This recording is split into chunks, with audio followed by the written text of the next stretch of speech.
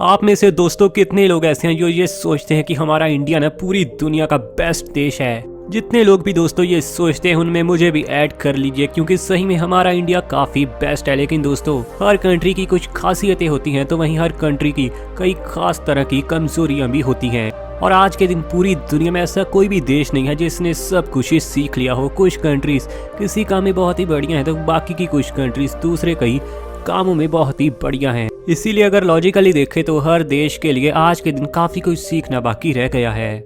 लेकिन दोस्तों हाँ, इन्हीं में से ना एक ऐसा भी देश है जो बेहद ही ज्यादा आगे बढ़ चुका है, और शायद दोस्तों हम कह सकते हैं कि इस देश ने लगभग 99.99% चीजें दूसरे देशों के मुकाबले अच्छी तरह से सीख ली हैं। और दोस्तों कौन हो सकता है ये देश? ये देश है जापान।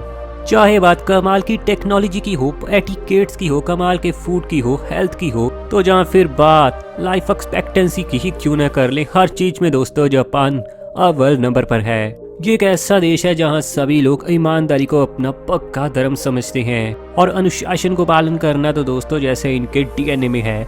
हालांकि अब आप में से काफी लोग सोच रहे होंगे कि यार वाला ऐसा क्या खास है जापान में जो इंडिया में नहीं, अमेरिका में नहीं, जहाँ फिर रशिया में नहीं है। तो यार थोड़ा वेट करो, बस थोड़ा वेट, क्योंकि वीडियो पूरा देखोगे ना तो ये सब समझ ही जाओगे। क्योंकि आज इस वीडियो में हम बात करेंगे कुछ ऐसे खास और बेहद यूनिक कामों के बारे में जिनमें जापान से बेटर आपको कोई भी देश नहीं मिलेगा। तो चलिए यार बिना देरी किए वीडियो शुरू करते हैं, और कोल्ड ड्रिंक पॉपकॉर्न तैयार रखिए, क्योंकि इससे ज़्यादा मज़ेदार वीडियो आज के दिन तो शायद आपको और कोई ना मिले।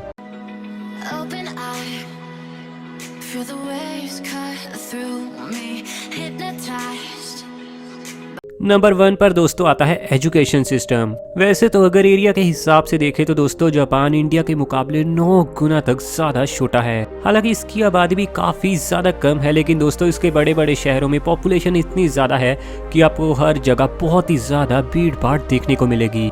लिटरेसी रेट में दोस्तों जापान का कोई मुकाबला ही नहीं है, और ये देश आज के मुकाबले इंडिया से 117 रैंक ऊपर है। और इंडिया क्या दोस्तों, इस देश ने तो लिटरेसी रेट में यूके यानी यूनाइटेड किंगडम को भी काफी पीछे छोड़ दिया। ऐसा इसलिए क्योंकि यहाँ पर बच्चों को पढ़ाई से पहले बहुत ही अच्छे से जीना सिखाया जाता है, और उन्हें शुरू में ही एग्जाम का बोझ नहीं डाला जाता, बल्कि उन्हें सिखाया जाता है कि लाइफ में लॉयल रहना कितना ज़्यादा ज़रूरी है, रिस्पेक्ट देना किसी को कितना ज़्यादा ज़रूरी है, और साथ ही हेल्थ के लिए अच्छे अच्छे फूड खाना कितना ज़्यादा ज़रूरी है। एक 8-9 साल के बच्चे पर दोस्तों इंडिया में इतना प्रेशर बढ़ चुका होता है स्टडी का कि वो स्टडी के बजाय और किसी चीज़ के बारे में सोच ही नहीं सकता। लेकिन वही दोस्तों हमारा सच्चा दोस्त जापान है ना, इसमें ऐसा बिल्कुल नहीं होता। और यहाँ पर 8-9 साल के बच्चे के एग्जाम तो छोड़िए, उसे स्कूल भी बेहद कम भेजा जाता है, और सिर्फ सिखाया जाता है अच्छे से काम करना, अच्छे से रिस्पॉन्सिबिलिटी को समझना, हेल्थ पर पूरा फोकस करना, रिस्पेक्ट देना किसी को, और अच्छे से अनुशासन में रहना दोस्तों यहाँ के हर बच्चे को शुरू में सिखाया जाता है। इन्हीं सब वजहों के चलते दोस्तों जैसे जैसे बच्चे बड़े होते हैं तो उनके अंदर एटिकेट्स आपको बहुत ही अच्छे देखने को मिलते हैं, और साथ ही लॉयल रहना भी दोस्तों उनकी पक्की आदत बन जाती है। 10 साल के बाद दोस्तों यहाँ के बच्चे जब लगातार रेगुलरली स्कूल जाते हैं तो उनकी जो अटेंडेंस है वो है 99.95%।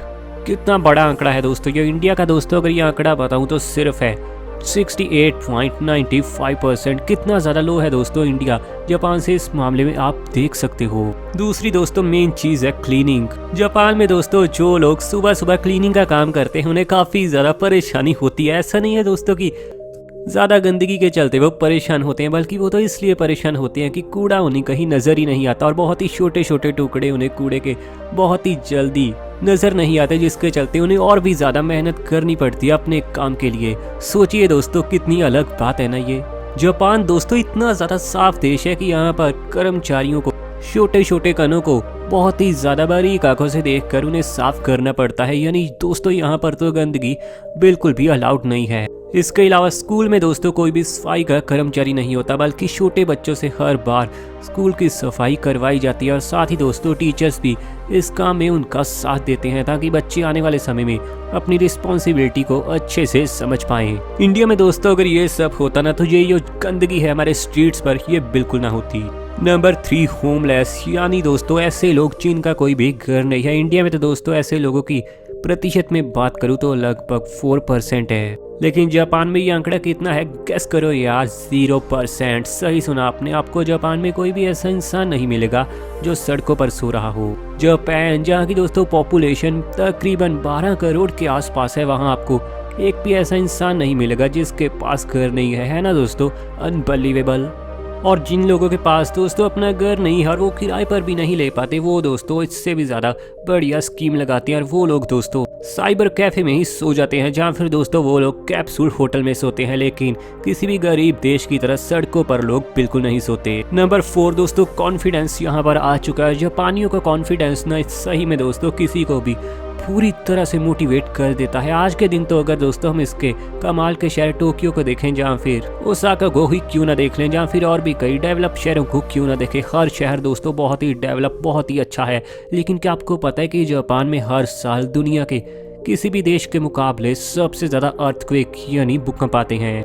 दोस्तों यहाँ पर तकरीबन हर साल 2100 से भी ज़्यादा भूकंप आते हैं। लेकिन इसके बाद भी जापान के लोगों का ये आत्मविश्वास ही है दोस्तों, जिसके चलते इस देश के लोगों ने कभी हार नहीं मानी है ना दोस्तों। ये बेहद ही कमाल की बात मेरे हिसाब से दोस्तों, ये बहुत वैलिड पॉइंट है कि एक देश जहाँ पर इतने खतरनाक भूकंप आते हैं और लोगों के दोस्तों घर पूरी तरह से चकनाचूर हो जाते हैं, लेकिन फिर भी जापानी लोग कभी हार नहीं मानते। नंबर 5 है दोस्तों, नॉलेज ऑफ पोल्यूशन। पोल्यूशन की समस्या तो दोस्तों इंडिया को पूरी तरह से खा रही है और आप तो समझ ही सकते हैं कि जो देश बहुत ही ज्यादा डेवलप होगा वहाँ पोल्यूशन तो दोस्तों काफी ज्यादा होगा और जापान में पोल्यूशन काफी ज्यादा हो सकता है। लेकिन ऐसा बिल्कुल नहीं है दोस्तों, क्योंकि पोल्यूशन के बारे में यहाँ के लगभग 99.92% लोग पूरी तरह से अवेयर हैं और वो जानते हैं कि पोल्यूशन के चलते उनकी एज कितनी कम हो सकती है। यहाँ पर दोस्तों प्रदूषण को रोकने के लिए हर इंसान कुछ ना कुछ जरूर करता है। कोई बहुत सारे ट्रीज लगाता है, तो कई लोग ऐसे मिलेंगे जो गाड़ियों का बेहद कम इस्तेमाल करते हैं, तो दोस्तों वहीं कुछ लोग ऐसे भी मिलेंगे जो हाईटेक मास्क को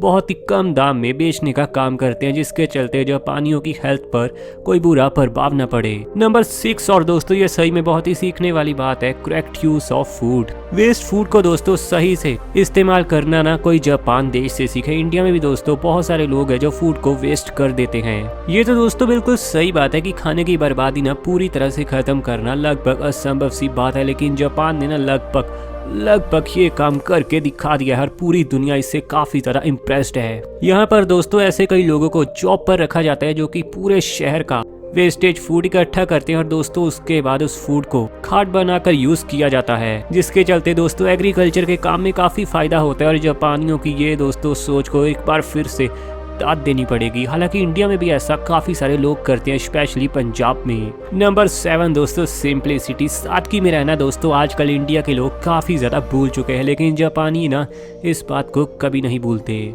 अगर आप कहीं जापानी घर में घुस जाए ना तो दोस्तों आपको काफ़ी डिफरेंट सी फीलिंग आएगी और जो आप देखोगे ना आपको विश्वास ही नहीं होगा। आपको पूरे घर में कुछ गिनी चुनी चेयर्स, थोड़ा बहुत फर्नीचर ही नजर आएगा और बहुत ही महंगी और एक्सपेंसिव चीज़ें दोस्तों आपको देखने को मिले, ये बेहद ही कम चांसेस हैं। शाइनिंग चीज़ें और दिखावे वाली चीज़ें दोस्तों जापानीज लोगों के घरों में आपको बहुत ही ज़्यादा कम देखने को मिलेंगी।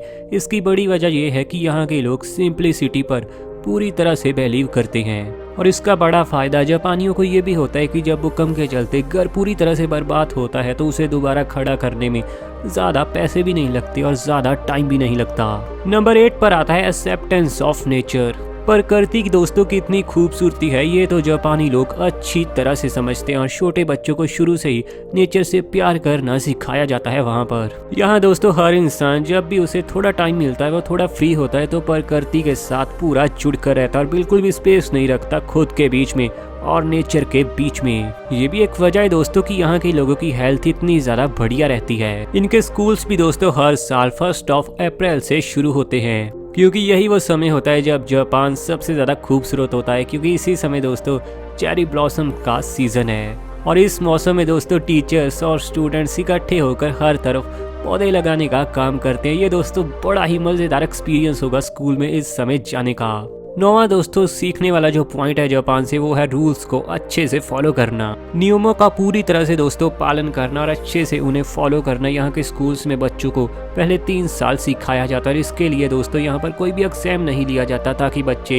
ये मेन बात, ये बेसिक बात सबसे पहले सीखें। नंबर 10 है दोस्तों स्कोप ऑफ थेफ्ट इज 0, यानी चोरी होने की यहाँ दोस्तों कोई गुंजाइश पैदा ही नहीं होती। और जापानियों को तो ये भी पता ही नहीं होता कि आखिर ये चोरी क्या होती है। अगर उनको दोस्तों कोई कहे ना कि चोरी क्या है तो उन्हें समझ ही नहीं आएगा, चाहे आप इंग्लिश का वर्ड भी यूज क्यों ना करो। जापान की सुपरमार्केट्स में दोस्तों कोई भी इंसान नहीं होता और लोग सिर्फ सामान उठाते हैं और पैसा वहां छूट जाते हैं। और जापान के दोस्तों जो छोटे छोटे गाँव है ना, वहाँ पर किसान पूरा दिन खेती में बिजी होते हैं, जिसके चलते वो रात को स्ट्रीट्स पर अपनी सब्जियां बेचने के लिए रख देते हैं और साथ में उनका प्राइस भी लिख देते हैं। और सुबह दोस्तों वो सब्जियां जिस इंसान को भी चाहिए वो वहां से उठा लेता है और पैसे वहीं पर रख देता है।